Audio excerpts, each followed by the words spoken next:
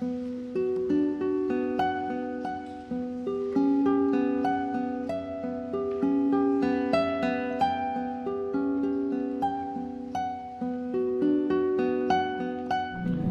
aquel que no nace con cierta cualidad para el arte o para el futbolista o para cualquier otra modalidad, habría que orientar esa cualidad nada más. Se orienta y solo va tomando camino.